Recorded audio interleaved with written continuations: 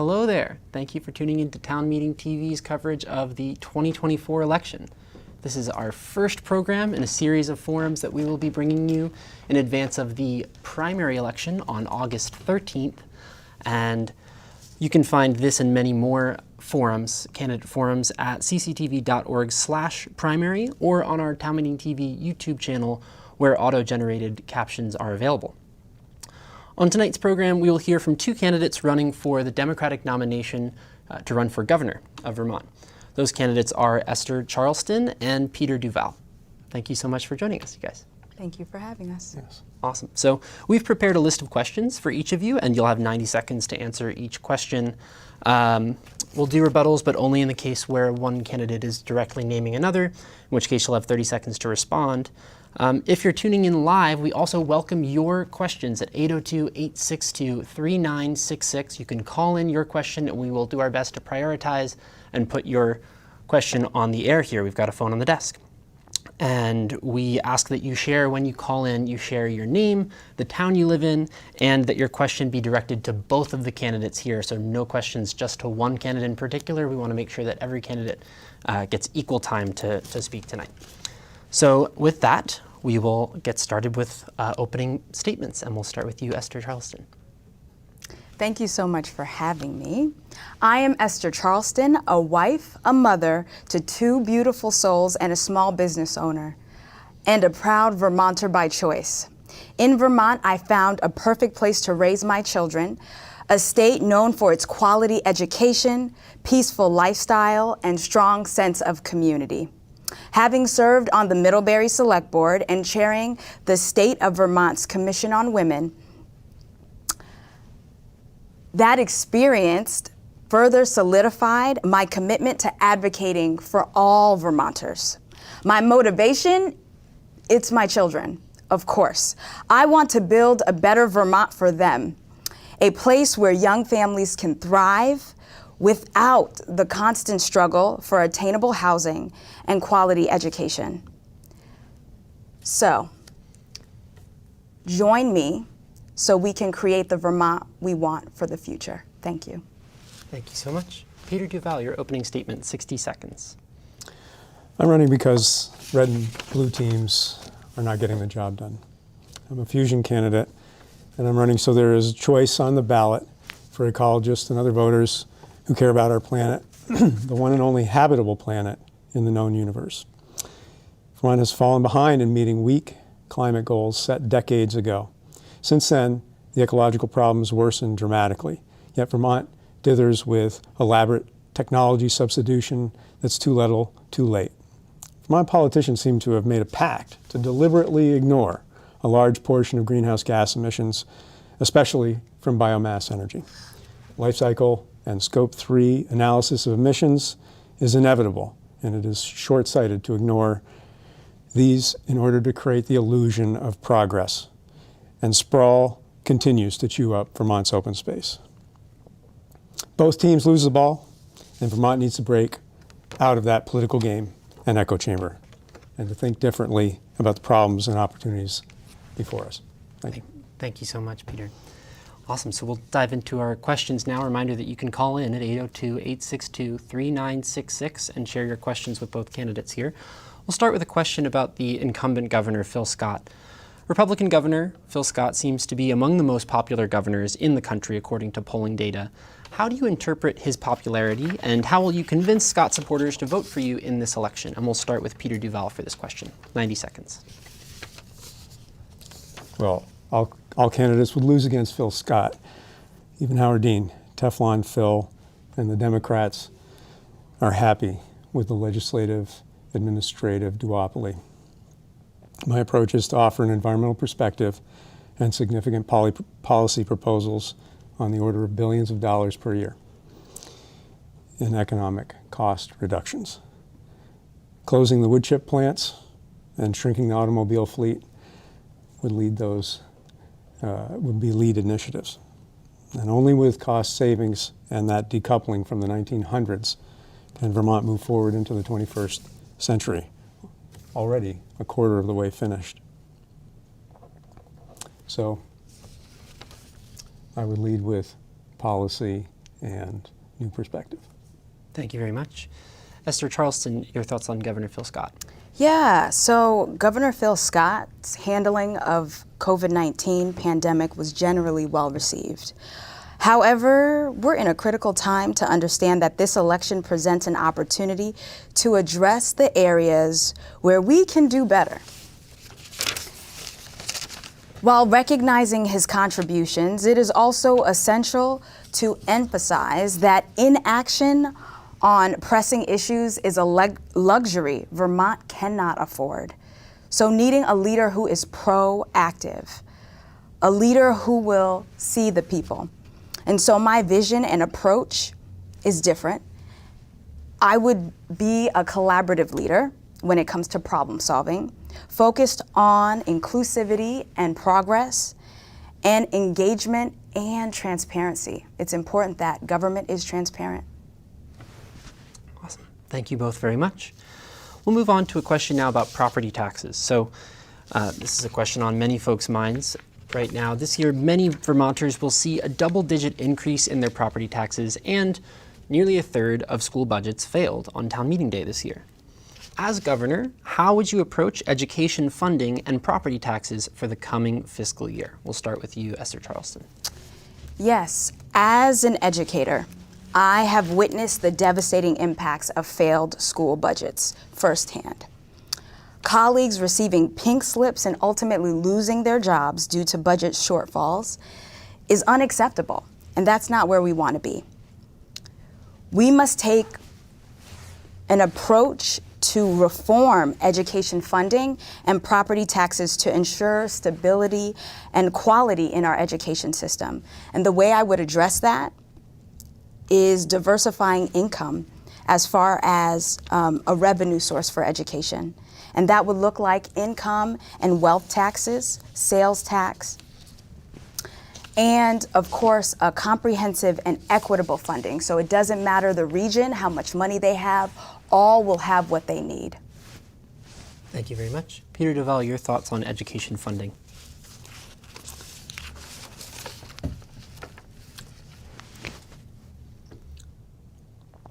I think we ought to change the framing of this. As it stands now, all politicians treat this as a negative, taxes, something that's harmful or bad. But that's really not the case. Taxes, we should be proud to pay taxes. Our taxes go to make sure that everything in our society works properly, that we have infrastructure, that we have services, and that we have education, which is the foundation of democracy. If without education, we have little chance of maintaining and improving democracy in America. So I would like to reframe it and say, I'm proud to pay taxes, and if I have enough money to pay taxes, boy, I'm really proud of that, because our economy has worked really well for the people who make as much money as they do. And so one thing that I would do differently about tax structure is something that I think Barbara Snelling recommended decades ago, and that is to do a comprehensive review of all taxation and make it less of a bunch of boxes of little funds, and have a comprehensive view on all of the taxes all at once and their policy implications. Thanks so much, Peter. Okay, our next question will be also about taxes, but a slightly different question. This year, Democrats in the House proposed a few new taxes on the state's highest earners and largest assets, including an increased income tax on earners above $500,000, an increased property transfer tax on properties above $750,000, and an increased corporate income tax. So the question here is, do you support raising taxes on high earners and wealthy Vermonters? And we'll start with you, Peter Duval. Well, yes. In this matter, the 1950s really were the happy days of taxation and sensible income tax rates and less income inequality. But we need to do more than just fiddle with the rates and do that in legislative bodies year after year after year. As I said before, I think there was once a suggestion to do a comprehensive overhaul of taxation. And we need to do that because taxes do have policy effects. And we want to make sure that taxes implement the policies that we want. The goal of getting rid of funds and having a single state budget will make it a lot easier to deal with the question of how much money should be raised. Instead of for every bill and expenditure asking this question, well, where are you going to get that money from? We can just say, is this an important expenditure? And then if it is, raise the money to meet that in the end. Just like there's a yield process for the education fund, there could be a yield process for the entire budget. And I think that would be a much better way to deal with taxation in general. Thanks. Great, thank you. Esther Charleston, your thoughts on taxing high earners and wealthy Vermonters? Yes, I'll start with a quote. "We call on the legislature to make fiscal responsible choices to ensure that we are addressing the needs of our residents and ensuring that our state's revenues are strong and sustainable. And we think it's important for Vermonters, especially our state legislators, to know that many of the people who will pay these taxes support them. People like us value our state's public investments and quality of life." That is from an open letter to Vermont legislators dated March 19th, 2024, from wealthy and high-income Vermonters who clearly state they support the increase of taxes on the wealthiest residents. I wholeheartedly agree with this. And to know that there are wealthy Vermonters who are invested in all of us gives me hope. And more to come. Thank you both. A reminder that you can call in 802-862-3966 with your question for the candidates here for the Democratic nomination to run for governor this year. Next, we'll talk about housing. This past session, Democrats in the House also proposed spending an additional $100 million per year for 10 years, or maybe it was 9 years, I'm not sure, on publicly subsidized affordable housing across the state. This bill was not taken up in the Senate. Would you support this level of public investment in housing?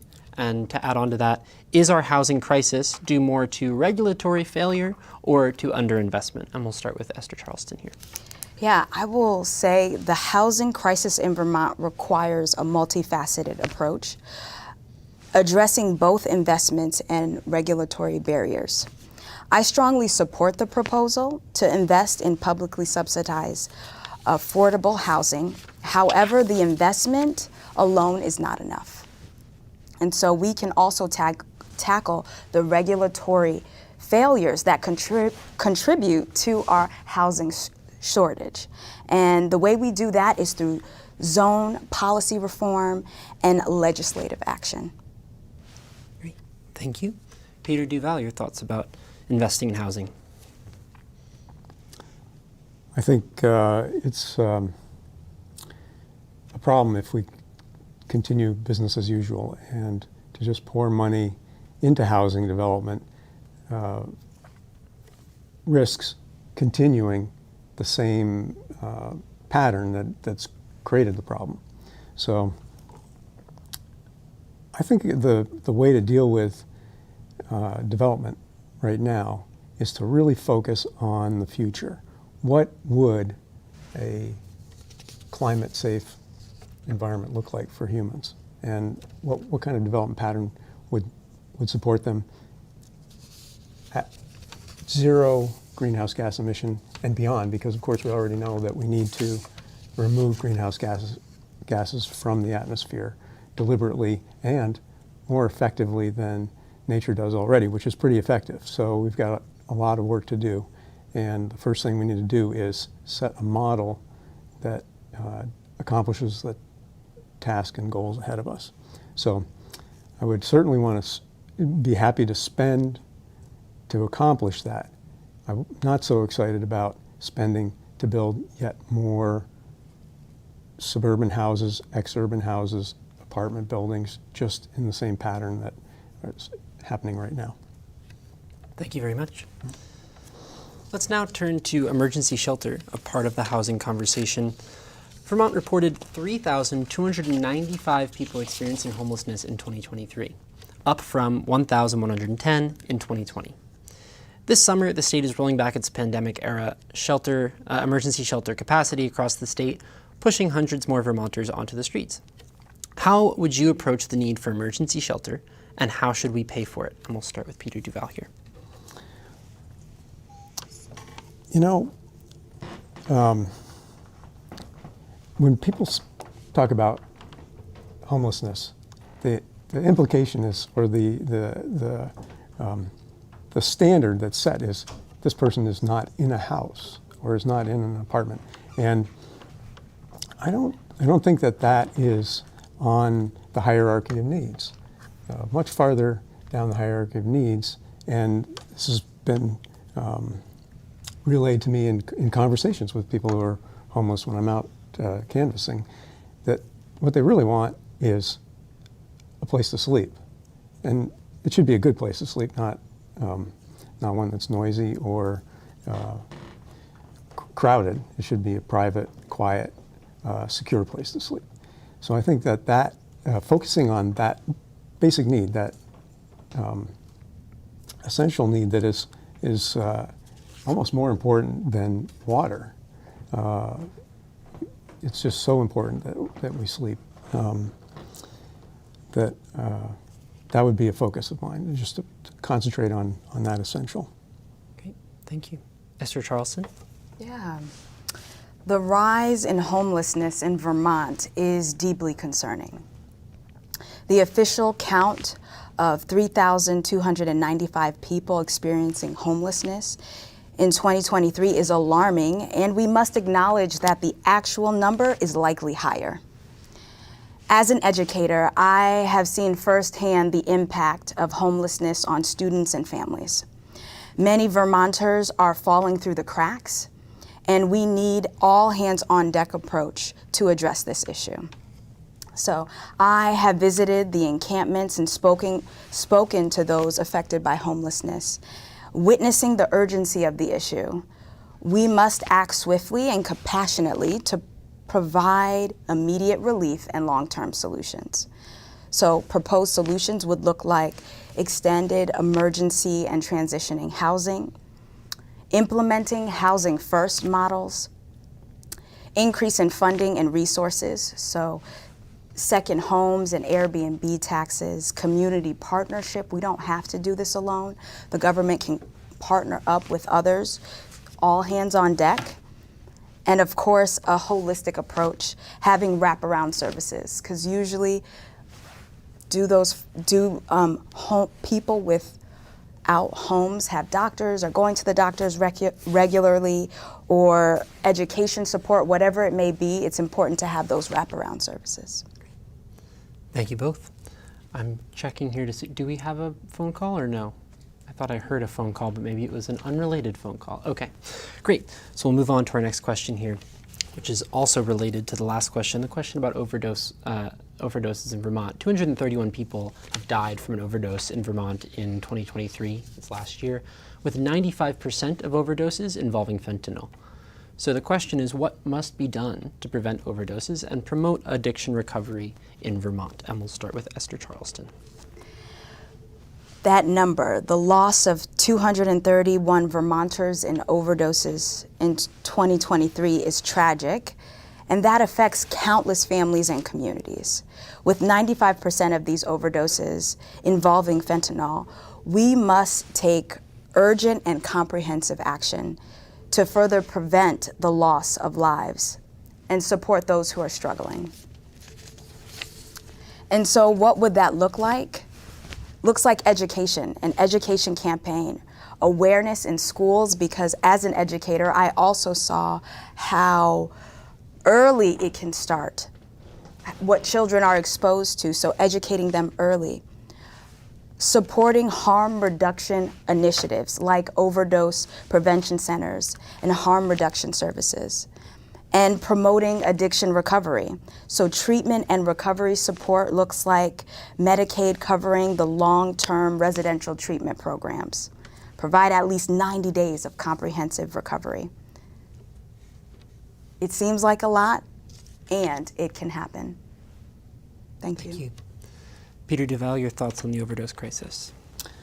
Well, I spent more than a year attending Mayor Weinberger's bagel breakfasts, where he summarized major issues in the city and discussed the issue with residents, whoever showed up. He repeated over and over again Overdose Prevention Center, methadone clinic as the next step. And the more I thought about that, the more I thought about how that did nothing to reduce the underground market for these drugs, and that's a losing battle. If you don't eliminate the market, it's just going to grow.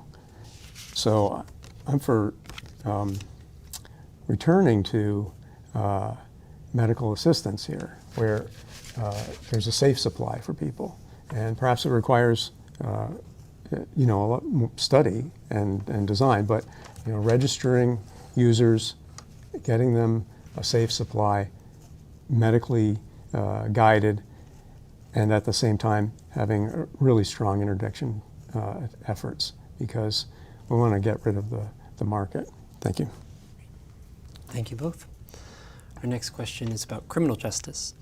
This past session, lawmakers made progress in increasing judicial staff, they did the following. They increased judicial staff, increased retail theft penalties, and expanded restorative justice practices in Vermont. What are your priorities to advance public safety and criminal justice reform? We'll start with Peter Duval. Well, making sure that everybody has what they need, I think, is really a basic approach to reducing crime. So, as I was just mentioning, place to sleep, good nutrition, and something to do. So, I think that those would be three key approaches that would shift the focus a little bit and get right to basic human needs. Thank you. Thank you. Mr. Charleston, your thoughts on criminal justice priorities? As someone who has been pulled over 5 times since moving to Vermont, I have personally experienced the fracture of trust between law enforcement and the community. This has given me a unique perspective on the importance of rebuilding the trust through transparent accountability and community-focused policing. So my commitment is to create a safer and more just society through increased presence and support for community service liaison, a comprehensive community oversight of police and fire departments, and of course, continuing a focus on restorative justice practices. By prioritizing these areas, we can work towards a criminal justice system that not only keeps our community safe, but also fosters trust, fairness, and respect. Thank you both. Next question is about climate change. Vermont's greenhouse gas emissions per capita are among the highest in the Northeast, driven largely by heating and transportation sectors. What is your plan to reduce Vermont's greenhouse gas emissions in those sectors? I'll start with you, Esther Charleston. It is critical to address Vermont's greenhouse gas emissions, especially given the significant impact on heating and transportation. Having our carbon footprint widen. Every year we delay action, the challenge grows more severe. So to ensure a sustainable future, we must implement effective strategies to reduce emissions in these key sectors. So as far as the heating sector, energy efficient improvements such as weatherization programs, helping homeowners and business owners improve installation in their buildings, energy efficient standards, implementing stricter energy efficient standards for all. As far as transportation, public transportation, making it more attractive to those who can take it or want to take it or want to improve their carbon footprint. Of course, we cannot forget our rural areas who also need public transportation as well, so supporting programs where people can have access to that. Active transportation, so those of you who love your bikes and the bike lanes, especially in Burlington, I see you and I respect you on the road, so thank you. And of course, smart growth policies, so implement land use policies that promote higher density development. Thank you. Thank you. Peter Duval, your thoughts on climate change?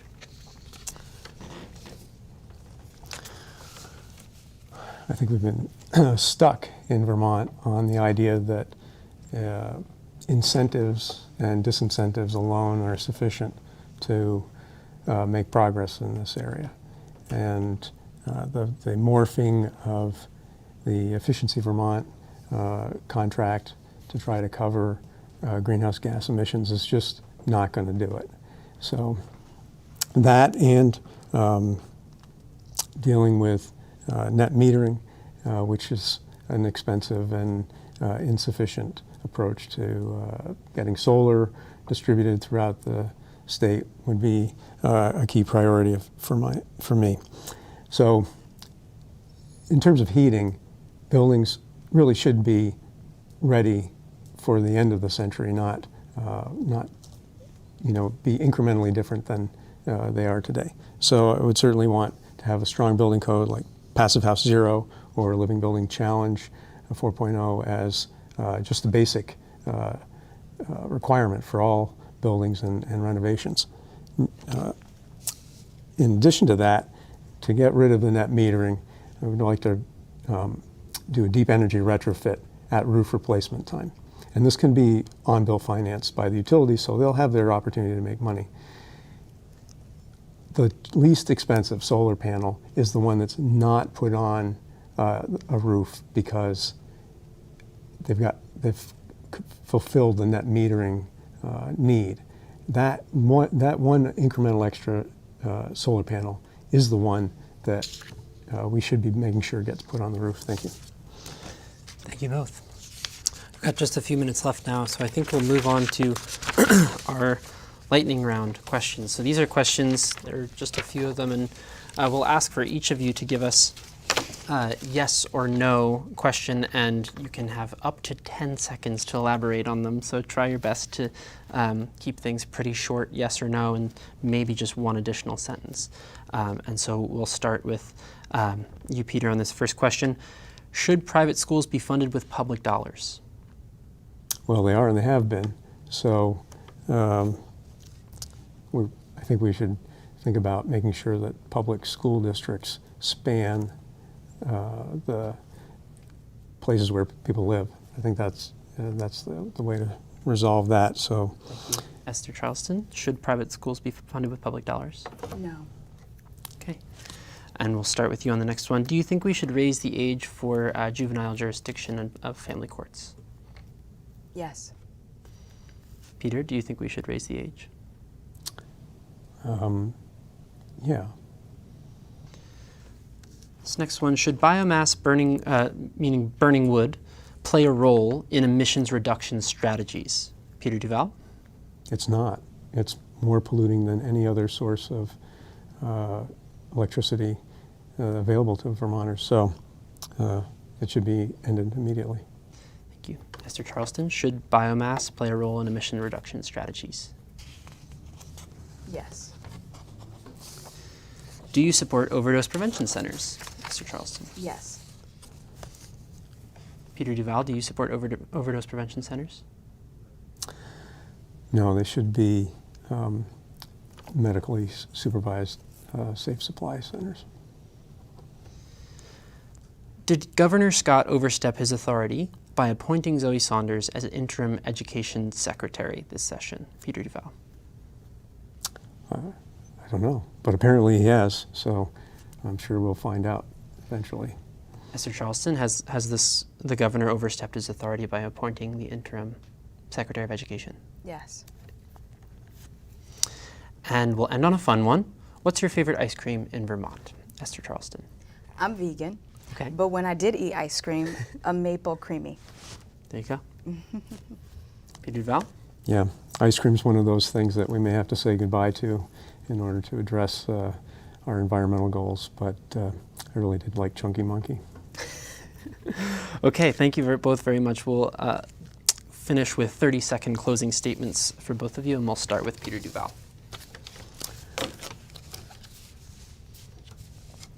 Well, my campaign is a little bit different than most politicians. I'm here to change the framing, propose bold new ideas, and make sure that voters have an environmental choice when they go to the voting booth.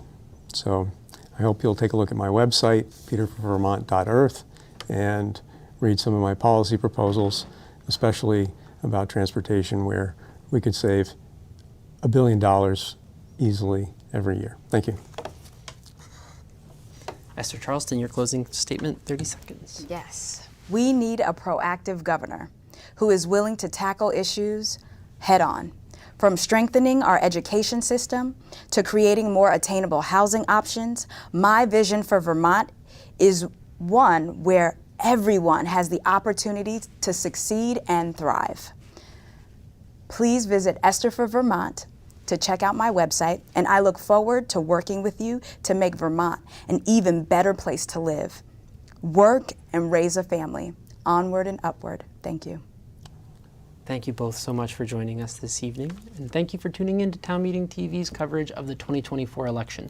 This is just the first in many, many programs that we'll have for you in advance of the election, both the primary on August 13th, where polls will close at 7 p.m., as well as the general election in November. So stay tuned, learn more at the Secretary of State's website, and you can find more forums on our website, cctv.org/primary, and on our YouTube channel. Thanks so much, and so long.